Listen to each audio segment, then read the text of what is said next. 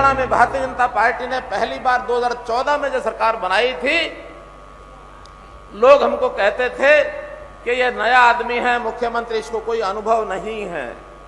और मैं स्वीकार करता था कि हाँ, मुझे अनुभव नहीं है, लेकिन साथ में उस समय बताता था कि मुझे अनुभव किस चीज का नहीं है। ये जो राजनीति में आने के बाद सत्ता को जो लोग भोग लेते हैं, सत्ता को भ्रष्टाचार के माध्यम से अपना घर भरने का काम करते हैं, भ्रष्टाचार की जो गंगा बहाते हैं, मेरा वो अनुभव बिल्कुल नहीं है।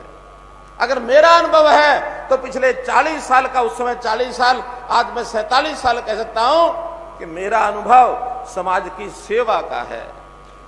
समाज की सेवा का मेरा अनुभव बहुत पुराना है। मैं इस सिरसा जिले में भी बहुत गांव में घूमा हूं अपने उस समय में, वो चाहे गोरीवाड़ा हो, चाहे नुइयावाली हो, चाहे अबूब शहर हो, चाहे जमाल हो, चाहे जगमाल वाली हो, कालावाली हो, रोड़ी हो।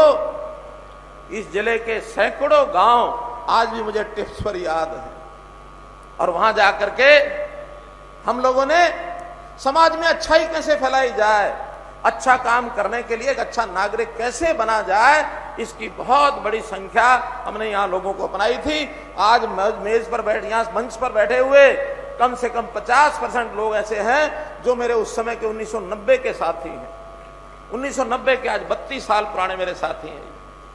हम लोगों ने बहुत काम किया है और उसमें आपका जो प्यार लगातार मिल रहा है, मैं उसको और आगे बढ़ाना चाहता हूं। ये ठीक है, राजनीतिक तौर पर शायद भारतीय जनता पार्टी को उतना ज्यादा परिणाम यहां अच्छा नहीं मिला, लेकिन मैं एक बात कह सकता हूं कि हमने विधानसभा में सदस्य किसी का रहा हो, हमने कभी भेदभाव नहीं किया। मेरा उन 2014 का नारा था, हरियाणा एक, हरियाणवी एक। मैं आज भी उसको दोहराना चाहूंगा। मैं कहूंगा हरियाणा एक, आप पीछे दोहराएंगे हरियाणवी एक, हरियाणा एक, हरियाणा एक, हरियाणा एक। मैं सारे हरियाणा को एक मानता हूं। ये मेरा 2.5 करोड़, 2.25 करोड़ लोगों का ये मेरा परिवार है। मैं इस परिवार के नाते से जिसकी जो जरूरत है उसको पूरा करने के लिए जो सत्ता का उपयोग है, इस नाते से करूंगा कि मेरे समाज का कोई व्यक्ति दुखी ना हो, कोई परिवार दुखी ना हो, हर किसी के खुशहाली की मैं कामना करता हूं। और वैसे सरकार के हम काम भी करते हैं। हमने पिछले 7 साल में अनेक काम किए हैं। सिरसा के लिए भी अनेक घोषणाएं हमने की हैं। और मैं अगर आपको मोटा मोटा एक आंकड़ा बता दूं तो पिछले 7 साल के अंदर आज ही डिपार्टमेंट के लोगों ने मुझे बताया है कि साहब आपने 2676 करोड़ रुपए के काम इस जिले में कराए हैं। 2676, 5 विधानसभाएं हैं, 500 से भी ऊपर, 525 करोड़ रुपया हर विधानसभा में। और मैंने पहले साल में कहा था कि हर साल हर विधानसभा में 80 करोड़ रुपए का काम जरूर होगा, तो 7 साल में 560 करोड़ रुपया बनता है। मैंने उसको पूरा किया है। नहीं होगा विधायक भले ही, लेकिन जनता मेरी है, जनता की तकलीफ मेरी है, समस्या आपकी, समाधान हमारा, ये हमने हमेशा सोच रखी है। और अब तो हमने कहीं किसी का भी जनप्रतिनिधि हो, हमने कहा है कि आप अपना काम, 2 पोर्टल बनाए हैं हमने, एक ग्राम दर्शन, एक नगर दर्शन। आप उसको खोलिए, अपना नाम लिखिए, अपना फोन नंबर लिखिए और गांव के अंदर जो आपकी समस्या है, जो तकलीफ है, जो डिमांड है, आप उसमें भर दीजिए। आपको किसी को पास जाने की जरूरत नहीं है, ना विधायक के पास, ना सांसद के पास, ना कार्यकर्ता के पास। आपको थोड़ी सी जानकारी उसको भरने के लिए चाहिए, और जैसा आप करेंगे वो काम घर बैठे हो जाएगा मित्रों। इसलिए मैं इस बात के लिए आपको इसलिए बताना चाहता हूं कि हम लोगों ने सिरसा जिला हो, चाहे रोहतक जिला हो, चाहे करनाल जिला हो, चाहे गुड़गांव जिला हो, गुड़गांव थोड़ा सबसे ऊपर निकल गया है, उसके अलग कारण है। वो जो विदेश के लोग या अपने देश के लोग जो इन्वेस्टमेंट करने के लिए आते हैं और दिल्ली के आसपास उनको जगह चाहिए, वो काफी आगे निकला है। बाकी जिलों में एक प्रकार का सब जो काम है वो हमने किया है। हमने प्रदेश में सड़कों का जाल बिछाया, 17 नए जो राष्ट्रीय राजमार्ग यानी नेशनल हाईवे, ये 17 मंजूर कराए हैं, 6 कंप्लीट हो गए, 11 पर काम चल रहा है। और इस प्रकार का नेशनल हाईवे आपने देखा, ये जो दिल्ली का नेशनल हाईवे आपके साथ से निकल कर डबवाली जाता है, कोई समय था 8 घंटे लगते थे, और आज डबवाली के लोग दिल्ली जाने के लिए मात्र मैं समझता हूं 4.5 घंटे में पहुंच जाते हैं। कुछ लोग तो अच्छी स्पीड वाले 4 घंटे में पहुंच जाते हैं। तो इस नाते से हर एक जिला नेशनल हाईवे के साथ जोड़ा है। हमने जितनी भी सड़कें बनाई हैं, चाहे वो पीडब्ल्यूडी की सड़कें हों, चाहे मार्केटिंग बोर्ड की हों, एक जाल बिछाया। आज हम चाहते हैं हर गांव आसपास के गांव से जुड़े। तो मैं आज भी बिना बताए, जो हमारे पास जगह जगह से कोई भी कार्यकर्ता लेकर के आता है या आम जनता का आदमी बताता है सड़कें, उन सड़कों की जानकारी आपको देने वाला हूं। आज पूरे जिले में हम लोगों ने 80 सड़कें मंजूर की हैं। 80 सड़कों में लगभग 87 करोड़ रुपया उसके ऊपर खर्च होगा, जो मार्केटिंग बोर्ड की, पीडब्ल्यूडी की अलग है। तो इसलिए आने जाने का जो राहत है वो सारी हमको कैसे मिले, इस काम को हम पूरा कर रहे हैं। एक योजना हमने और बताई है कि जितने भी फाटक है रेलवे के, किसी फाटक के ऊपर चाहे वो आदमी उस पर रहता है या नहीं रहता, बहुत से फाटक ऐसे होते हैं जिसके ऊपर आदमी की ड्यूटी भी नहीं होती है। ऐसे अभी पहले चरण में शहरों के अंदर जितने फाटक हैं सबके ऊपर आरओबी या आरयूबी ये हम बनाएंगे। और इसमें अभी मेरे सामने सिर्फ 2 फाटक सिरसा जिले के ध्यान, सिरसा नगर के ध्यान में आए हैं। तो मैं घोषणा करता हूं उन दोनों फाटक के आरयूबी या आरओबी, या तो ऊपर का पुल नहीं तो नीचे से जाने का रास्ता, दोनों फाटक खत्म कर देंगे। ये सिरसा नगर के लिए मैं घोषणा कर रहा हूं। मेडिकल कॉलेज हमने आते ही घोषणा की थी, हर जिले में हम मेडिकल कॉलेज बनाएंगे। और मुझे खुशी है आज 22 जिलों में मेडिकल कॉलेज की घोषणा हो गई है। आपका सिरसा जिला, इसके लिए भी जमीन हमने तय कर ली है कि उस जमीन के ऊपर सिरसा में मेडिकल कॉलेज नया बनेगा। और इस नाते से कोई जिला वैसा नहीं बचेगा जिसमें मेडिकल कॉलेज नहीं होगा। और इसका परिणाम ये है, 2014 में जब सरकार संभाली उस समय सभी मेडिकल कॉलेज में 750 सीटें थी एमबीबीएस की। इस समय आज 7 साल के बाद वो सीटें बढ़कर के 1650 हो गई हैं, 900 सीटें बढ़ गई हैं। और जैसे सब जिलों के मेडिकल कॉलेज आने वाले 2, 3, 4 साल में पूरे हो जाएंगे, कोई 2 साल में, कोई 3 साल में जब पूरा हो जाएगा, और जब सब कॉलेजेस के अंदर मेडिकल कॉलेज में एमबीबीएस की सीटें होंगी, वो 2900 सीटें हो जाएंगी। 2900 सीटें। और मित्रों, हर साल जब 2900 डॉक्टर बनेंगे, कोई आपका पीएचसी, डिस्पेंसरी, सीएचसी, अस्पताल कोई नहीं बचेगा जहां डॉक्टर की कमी होगी। आज डॉक्टर की कमी हमारे यहाँ है, लेकिन डॉक्टर तो आखिर डॉक्टर पढ़ाने के बाद बनता है, उसके बिना तो आ नहीं सकता। तो इसलिए डॉक्टरों को पढ़ाने की हमने पुरजोर कोशिश की है। हरियाणा में भी हो रही है, पूरे देश में हो रही है। और हमें हर साल अगर 2000 डॉक्टर भी मिल जाते हैं, बाकी 900 डॉक्टर कहीं विदेश जाएं, दूसरे प्रांत में जाएं, हमें चिंता नहीं। 2000 डॉक्टर हर साल मिलते हैं तो हमारी जो 26-27 हजार डॉक्टरों की इस समय आवश्यकता है वो हमारी पूरी हो जाएगी। इस नाते से हमने किया है। मित्रों, पढ़ाई के कॉलेज के नाते से हमने तय किया था कि 20 किलोमीटर के अंदर, यानी 20 किलोमीटर की दूरी बाद एक कॉलेज जरूर होगा। लड़कियों का हो जाए अलग तो ठीक, नहीं तो कोएड कॉलेज होगा, ताकि किसी बच्चे को लड़के लड़की को पढ़ाई करने के लिए 10 किलोमीटर से ज्यादा सफर न करना पड़े। और इस योजना में इस 2 साल के अंदर हमने सिरसा जिले में भी 3 नए गवर्नमेंट कॉलेज ये खोले हैं। 1-2 स्थान बचे हैं, इस साल के अंदर वो भी पूरा कर देंगे। कोई आपका स्थान ऐसा नहीं बचेगा जो 20 किलोमीटर के अंदर कॉलेज ना हो। 20 किलोमीटर के अंदर पूरे प्रदेश में हमने पिछले दिनों के अंदर लगभग 100 से ऊपर कॉलेज खोले हैं, जिसके अंदर आधे से ज्यादा लड़कियों के लिए हैं और उनकी सुविधा के लिए। अब जो बसों की बात आती है कि हमारी बेटियां बसों में सुरक्षित ट्रैवल करें, उसके लिए हमने छापसू नाम से योजना बनाई है, छात्रा परिवहन सुरक्षा। तो परिवहन में इसको सुरक्षा, हर एक बस के अंदर एक पुलिस का भी आदमी होगा, बस का कंडक्टर होगा, ड्राइवर होगा। और इस नाते से किसी बहन बेटी को ट्रैवल करते समय उसको सीट भी मिलेगी और कोई समस्या कठिनाई नहीं आएगी। इस पर हम विशेष बल दे रहे हैं ताकि हमारी बच्चियां पढ़ाई के अंदर आगे आए। इसी प्रकार स्कूलों के अंदर जो भी बताया कि कंप्यूटर की शिक्षा, बहुत अनिवार्य हो गई है। और कोविड ने तो हमने ऐसा सिखा दिया कि बच्चे घर में रह करके ही पढ़ें, ऑनलाइन शिक्षा स्कूल से अध्यापक जो है पढ़ाएगा, कोई क्लासें लगनी बंद हुई। उस समय जो अच्छे बच्चे थे संपन्न परिवारों के, उनके पास तो कंप्यूटर भी था, मोबाइल भी था, टेबलेट भी था, सब कुछ था। लेकिन गरीब परिवारों के पास बच्चे ऐसे, यानी ना उनके पास मोबाइल था ना कंप्यूटर था। हमने अभी पहले चरण में 10वीं 11वीं 12वीं के सब बच्चों को, चाहे वो अमीर है गरीब है, अब सबको हमने, और टेबलेट जिससे वो घर बैठे भी अपनी पढ़ाई कर सकते हैं, और अध्यापक भी जो बच्चा कमजोर है उसको अतिरिक्त यानी शिक्षा कराएगा। हमारे बच्चे पढ़ाई के अंदर कैसे आगे बढ़ें, इस टेबलेट का लगभग 650 करोड़ रुपया हमने पिछले 5 मई को ये वितरण करने शुरू किए, ताकि हर एक 10वीं 11वीं 12वीं बच्चे को और ये टेबलेट मिल जाए। इसका भी हमने किया है।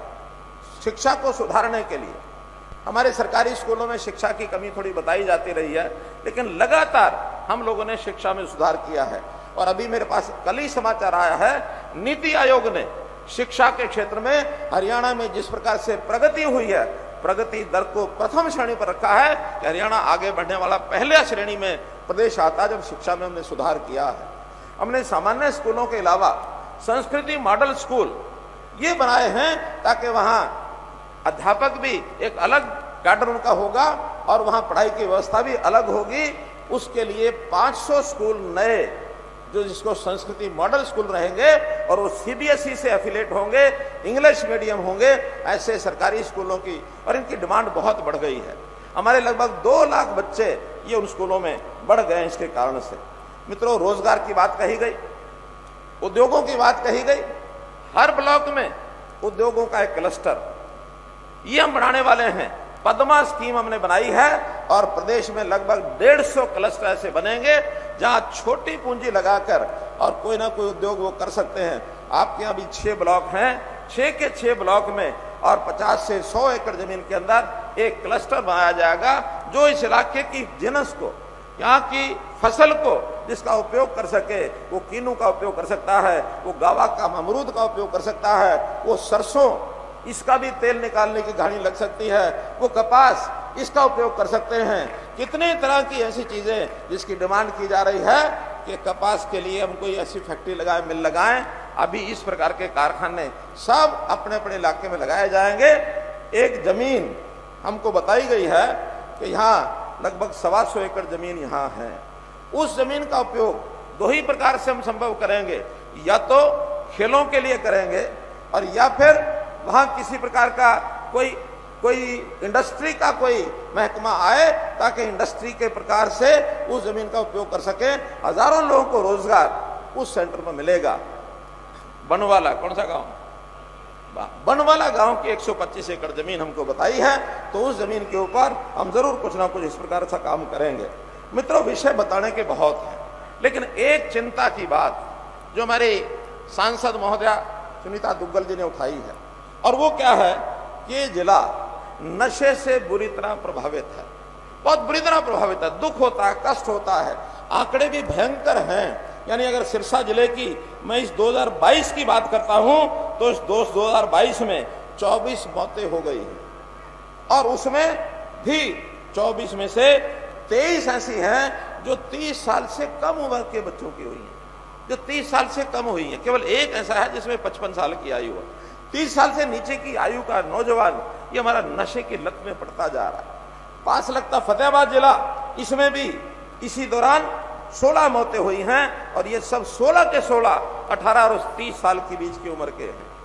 अर्थात ये नौजवान, इसको संभालना बहुत जरूरी है, और इसको संभालने के लिए हम लोगों ने युवाओं को खेलों में कैसे आगे बढ़ाया जाए, स्टेडियम कैसे बनाया जाए, और जहां कहीं स्टेडियम है वहां कोच की व्यवस्था, खेलने के सामान की व्यवस्था, और ज्यादा बड़ी संख्या में हम हर गांव में 1-2 एकड़ जमीन के ऊपर पार्क व्यायामशाला ये बनाने वाले हैं।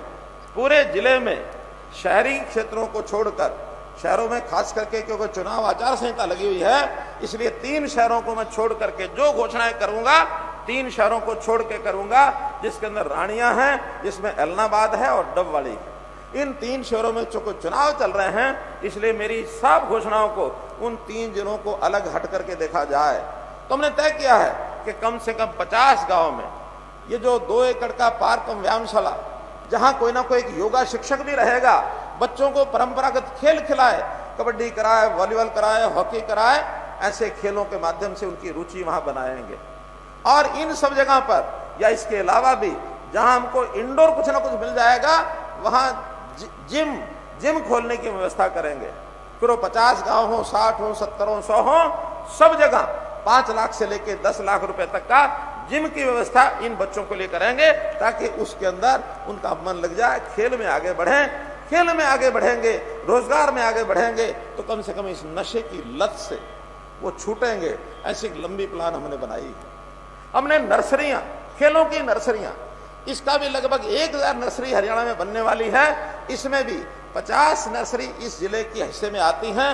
मैं कहता हूं 50, चाहे प्राइवेट स्कूल हो चाहे सरकारी स्कूल हो, हर बच्चा जो नर्सरी में खेल खेलेगा उसके लिए भी स्थायी फंड है। जो उनका शिक्षक उनको खिलाएगा उसको भी अतिरिक्त आय उसमें होगी।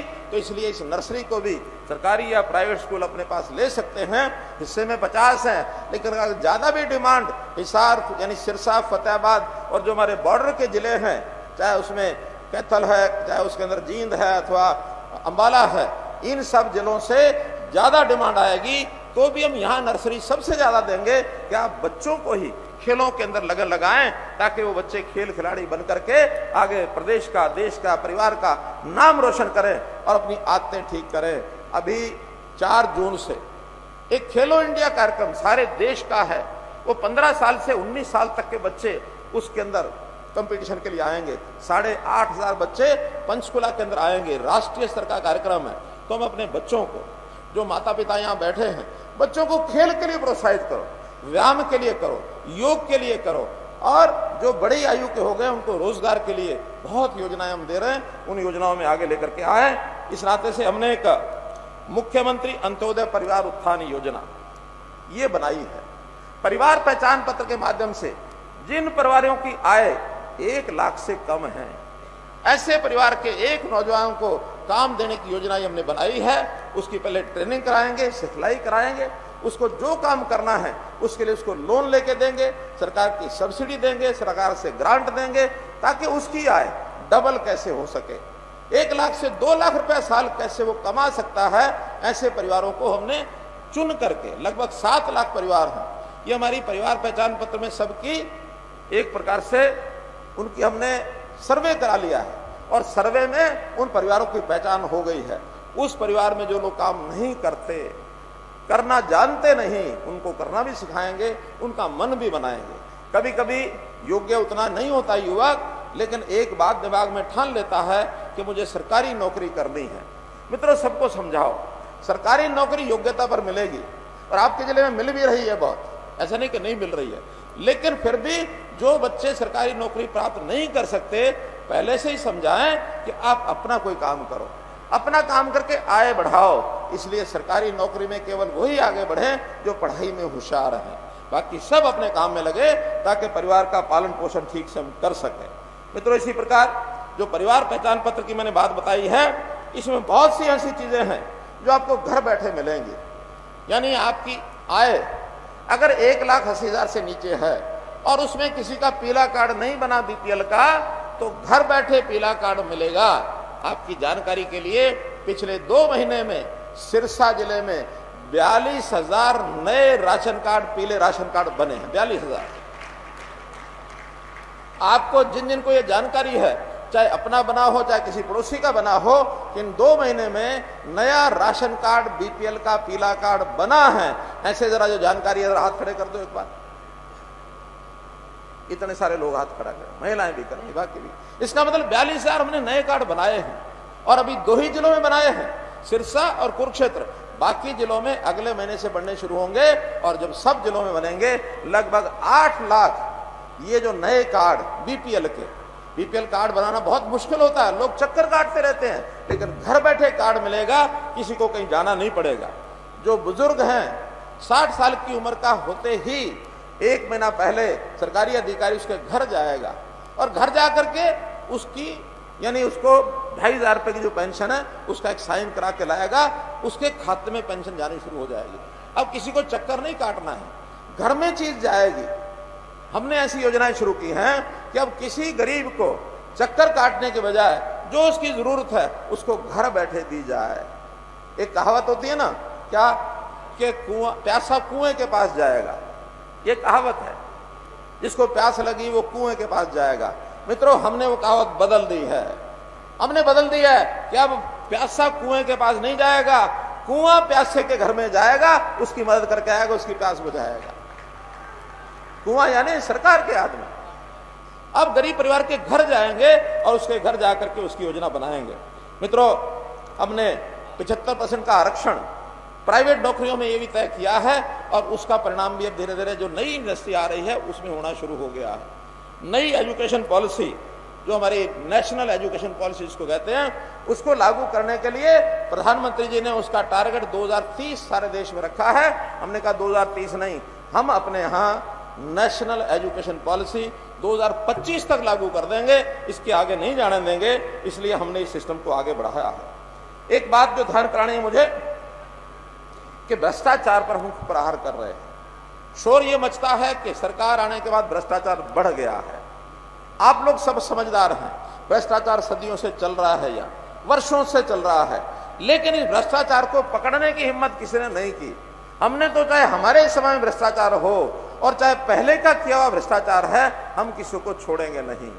और बहुत दर्जनों लोग, सैकड़ों लोग इस भ्रष्टाचार की गिरफ्त में आ गए हैं। खास करके ये जो नौकरी लेने के लिए गलत प्रकार से लोग बिना जाए हुए कहीं ना कहीं पैसा देकर या किसी दूसरे आदमी को भेजकर कहीं परीक्षा परिणाम करवाता था, ये हमने पकड़ने शुरू किए हैं। लगभग 800 लोग जेलों के अंदर हैं और 300 की तलाश है जो भागे हुए हैं। ऐसे 1100 लोग पकड़े हैं हमने और संदेश दे दिया कि जो पढ़ के आएगा खुद अपने दिमाग से, अपनी बुद्धि से, योग्यता से जो नौकरी लेगा वो आएगा। ये नौकरी बिकने का काम ये नहीं होगा, खर्ची पर्ची नहीं चलेगी। और भ्रष्टाचार को मैं ये कहता हूं, भ्रष्टाचार का काल मनोहर लाल। अगर किसी को भ्रष्टाचार की जानकारी मिले तो मित्रों हमारे पास भेजो। आधी रात को भी जानकारी मिलेगी तो उसको पकड़ने का, अगर कोई सूत्र आप देते हैं तो तुरंत पकड़ा जाएगा। अगर आप सूत्र नहीं देते, केवल जानकारी देते हैं, उसको पकड़ने का हम प्रयास करेंगे। और बहुत जल्दी भ्रष्टाचार, चाहे ये नेताओं का हो, चाहे अफसरों का हो, चाहे कर्मचारियों का हो। और एक बात थोड़ी सी कड़वी कह रहा हूं, कड़वी ये है कि इस भ्रष्टाचार में कभी कभी जनता के लोग भी मिल जाते हैं। गलत ढंग से कोई फायदा लेना चाहते हैं सरकार से और गलत ढंग से जाएंगे तो फायदा मानो 50,000 का मिलना है तो 60-60 कर लेंगे। भाई ये तो दे दे, 20,000 तेरे, 30,000 मेरे। ये बंदरबाट भ्रष्टाचार में जनता के लोगों के माध्यम से नहीं होनी चाहिए। और इसके प्रहरी भी हम हैं, इसके चौकीदार भी हम हैं। कोई गलत काम अगर करता नजर आता है उसको निडर बेखौफ होकर बताइए, बताने वाले का नाम बिल्कुल गुप्त रखा जाएगा, किसी को उसकी जानकारी नहीं दी जाएगी। आप समाज का भला करना है तो इन बातों में मेरे साथ आएंगे तो हम लोग इसको करेंगे। अपने भ्रष्टाचार को रोकने के लिए अपना विजिलेंस डिपार्टमेंट, जो हमारा विजिलेंस विभाग है, उसको मजबूत किया है। पहले विजिलेंस डिपार्टमेंट केवल स्टेट गवर्नमेंट पर एक होता था, हमने उसको 7 हिस्सों में कर दिया। एक स्टेट का 6 हमारे डिविजनल कमिश्नर जहां होंगे, वहां भी अलग अलग से विजिलेंस ब्यूरो ये हमारा काम करेगा, जिसमें पुलिस के अधिकारी भी होंगे, विजिलेंस के अपने लोग भी होंगे, एडमिनिस्ट्रेशन के भी होंगे, ताकि जो छोटी बड़ी हर जगह भ्रष्टाचार की शिकायतें मिलती हैं, छोटी छोटी शिकायतें जिले में वो अपने आप डील कर सकते हैं। मित्रों, विषय तो बताने के लिए बहुत है। सिरसा हमारा ऐसा एक स्थान है जो बहुत ही ऐतिहासिक शहर है, इसके इतिहास को भी हम बढ़ा के रखना चाहते हैं। अब हम 2-3 घोषणाएं जो यहाँ के बताई हैं वो, और जो मेरे पास पहले भेजी गई थी, उन सब घोषणाओं की मैं चर्चा आपके सामने जरूर करना चाहूंगा, क्योंकि बहुत से लोग तो शायद उसी इंतजार में बैठे हैं कि हमारे लिए हमारे नेताओं ने जो बातें रखी हैं उसमें से क्या किया गया है।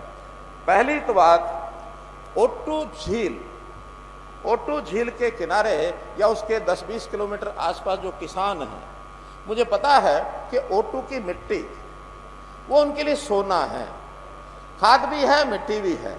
और पीछे 2-2 हजार रुपया ट्राली का भी दे करके उन लोगों ने अपने खेत में मिट्टी डलवाई है। बड़ी ट्राली 2000, छोटी ट्राली 1500, 1500। अब मुझे मालूम नहीं कि ओटू के आसपास के कितने लोग हैं, लेकिन मैं आज घोषणा कर रहा हूं कि कल से ही ओटू की एक नई योजना हमने 1 महीने के लिए बनाई है, इन्हें 30 जून तक बनाई है कि जिस किसान को वहां से मिट्टी भरनी है तो बड़ी ट्राली 10 टन की या छोटी ट्राली 6 टन की वहां भरने की व्यवस्था सरकारी रहेगी। सरकार सिंचाई विभाग भर के देगा और उसकी जो रॉयल्टी है वो भी सिंचाई विभाग देगा आगे, लेकिन आपसे लमसम 100 रुपया टन उस मिट्टी का लिया जाएगा। जिसको ले जानी है वहां से ले जाए और अपने खेतों में डाल ले। कोई परमिशन की जरूरत नहीं और कोई ठेके की जरूरत नहीं, कोई लाइसेंस की जरूरत नहीं। जो किसानों को उस मिट्टी का उपयोग लगता है और बहुत उपयोग है। मैं स्वयं ओटू झील देख के आया हूं। वहां की मिट्टी यानी क्योंकि पीछे से पानी आता है, उस पानी के साथ बहुत सी चीजें ऐसी आती हैं, शायद पानी तो खराब है, गंदा है, लेकिन उस पानी के अंदर जो घुल मिल के आता है, मिट्टी मिलता है, तो वो खाद है, सोने का खाद है। इसलिए एक ये योजना, इसको मैं और आपके सामने घोषणा करता हूं। दूसरा, शेरावाली डिस्ट्रीब्यूटरी, इसकी मैंने घोषणा पहले कर दी थी और उस पर भी काम शुरू हो गया है। पिछले दिनों भी वहां पानी आया है। अब इस सीजन का पानी भी 5 जून से टेल तक पानी पहुंच जाएगा, ये मैं घोषणा कर रहा हूं। शेरावाली जो इलाका है, उस शेरावाली क्षेत्र से, उन गांव से कौन कौन लोग यहां आए होंगे, जरा एक बार हाथ खड़े करो। शेरावाली के इलाके के कुछ इधर है, कुछ इधर है, तो कुल मिला के वो 20 से 25 गांव को इसका लाभ होगा कि शेरावाली का, और उनको ये पानी जो है ये तुरंत मिलना शुरू होगा। जहां तक अन्य योजनाएं, घोषणाएं हैं, इसमें कुछ एनिमल हस्बेंड्री की हैं, 71 लाख की 1-2 घोषणाएं हैं। आयुष की हैं, ये भी छोटी घोषणाएं हैं। कुछ DH BVN की हैं। हैफेड की घोषणा 13 करोड़ 70 लाख की, जिसके अंदर बड़ी घोषणाएं गांव, हैफेड नहीं, हेल्थ है। हेल्थ की CHC, गांव के CHC में माधो सिंगाना CHC में रिहायशी प्लॉट बनाए जाएं, 3 करोड़ रुपया। गोरीवाड़ा में PHC की नई बिल्डिंग 3 करोड़ 60 लाख रुपया। और इसी प्रकार पतली डाबर में स्वास्थ्य केंद्र की बिल्डिंग 4 दीवारी, और इसी में गांव तलवाड़ा खुर्द में गांव प्राइमरी हेल्थ सेंटर, ये भी लगभग 4.25 करोड़ रुपया। तो ऐसी 13 करोड़ की बहुत सी योजनाएं हैं, स्वास्थ्य विभाग की हैं। मार्केटिंग बोर्ड, मित्रों, मार्केटिंग बोर्ड की सड़कें जैसे मैंने पहले बताया, अब इस बार मार्केटिंग बोर्ड की सब सड़कें जो चाहे तो रिपेयर मांगती हैं, चाहे नई बनेगी, ऐसी 77 सड़कें, 77 सब विधानसभाओं की हैं। उसमें एलनाबाद भी है, सिरसा भी है, डबवाली भी है, कालावाड़ी भी है, सबसे ज्यादा उसमें रानिया की हैं। 88 करोड़ रुपया ये मार्केटिंग बोर्ड का इन सड़कों पर लगाया जाएगा। मैं अगर डिटेल पढ़ता हूं, 77 सड़कें तो आधा घंटा लग जाएगा। इसलिए सड़कें आपके नेताओं को ये बता दी जाएंगी।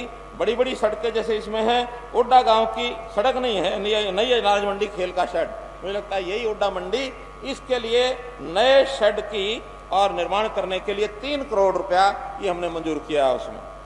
ऐसे ही शेरगढ़ से लखवाड़ा सड़क जो है 12 फुट चौड़ी है, इसको 18 फुट चौड़ा कर दिया जाएगा, 4.25 करोड़ रुपया इसके लिए मंजूर किया जाता है। ये मैं बड़ी बड़ी बता रहा हूं, छोटी 1 करोड़, 1.5 करोड़, 2 करोड़ बहुत है। ऐसे ही मम्मड़खेड़ा से बचेर जाने वाली सड़क 18 फुट चौड़ा किया जाएगा, ये 4 करोड़ 80 लाख रुपए का खर्च है। 2 करोड़ 75 लाख रुपया खुइया मलकाना मसीता एलनाबाद, इसको भी पक्का रास्ता किया जाएगा, 5 किलोमीटर की इसकी लंबाई है। तो मार्केटिंग बोर्ड के ये मैंने बताया 88 करोड़ रुपए के काम ये हमने घोषणा की है। इरिगेशन में झोड़ नाली 9 करोड़ रुपया, यानी झोड़ नाली से घग्गर पुल की मरम्मत 9 करोड़ रुपया, इसका नया बनेगा, मरम्मत नहीं, नई कंस्ट्रक्शन है ये। ऐसे ही बनमंदोरी माइनर, इसका भी जीर्णोद्धार किया जाएगा।